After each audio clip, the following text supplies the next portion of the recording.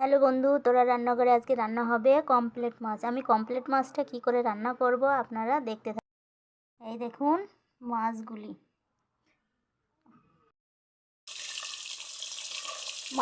আমি তেলের উপর দিয়ে দিয়েছি। মাছগুলো ভাজা হয়ে গেলেই আমি তুলে নেব, আর এক এক করে সব মাছগুলো আমি ভেজে নেব।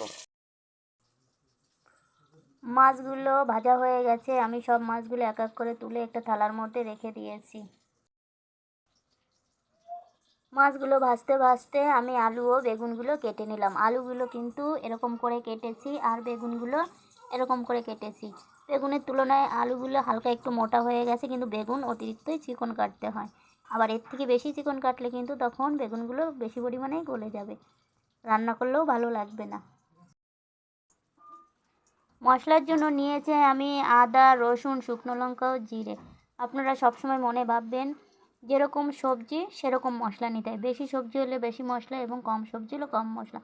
আমি অল্প অল্প করে রান্না করি বলে তাই কম মশলা নিই। কড়ার মধ্যে একটু তেল দিয়ে আমি বেগুনগুলো দিয়ে দিলাম। বেগুনগুলো একটু ভাজা হয়ে গেলেই আমি থালায় তুলে নেব।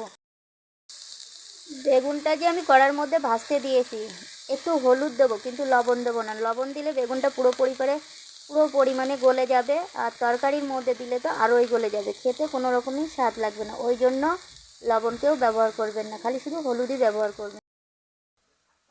বেগুনটা ভাজতে ভাজতে আমি মশলাগুলো করে নিলাম। এর মধ্যে আমি আলুগুলো দিয়ে দিয়েছি। আলুগুলো লাল লাল হয়ে প্রায় ভাজা হয়ে গেছে, আর একটু পরেই আমি মশলাগুলো দিয়ে আলুগুলো কষাতে শুরু করব। মশলাগুলো ওর মধ্যে দিয়ে দিয়েছি, হলুদ ও লবণ দিয়ে দিয়েছি। এখন আলুগুলো কষিয়ে নেব। এই আমি আলুগুলো কষিয়ে নিচ্ছি। আলুর মধ্যে আমি হালকা পরিমাণে জল দিয়ে দিয়েছি। এখন আমি আবার ভালো করে আলুগুলো কষিয়ে নেব। এর মধ্যে কিন্তু আমি পেঁয়াজ দিইনি এই তরকারিটা। আপনারা ইচ্ছা করলে দিতে পারেন, নাও দিতে পারেন। পেঁয়াজটা যদি তরকারির মধ্যে দেন তবে বেটে দেবেন, আস্তে আস্তে কুচিয়ে পেঁয়াজ ভেজে দেবেন না। মশলাগুলো কষানো হয়ে গেছে, আলুর গা দিয়ে তেলগুলো ছেড়ে দিয়েছে। এখন আমি জল দিয়ে দেবো। আপনারা কিন্তু এর মধ্যে চিনি দেবেন না, চিনি দিলে একটুও ভালো লাগবে না তরকারি, বিশেষ করে বেগুন দেওয়া আছে এই জন্য।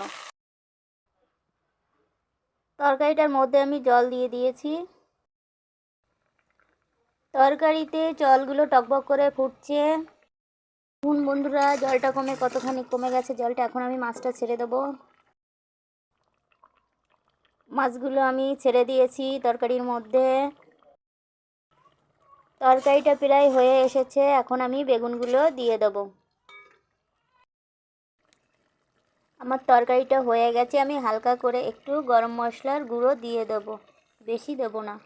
এরপরে আমি নামিয়ে নেবো তরকারিটা।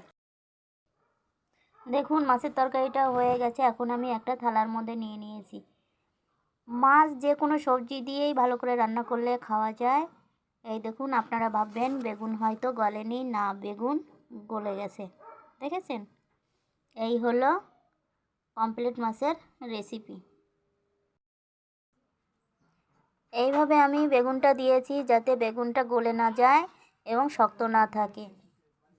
গলে যাবে, গালে দিলে পরে সুন্দর লাগবে, আর বেশি গলে গেলে কাদা কাদা হয়ে যাবে। এই হলো মাছের রেসিপি।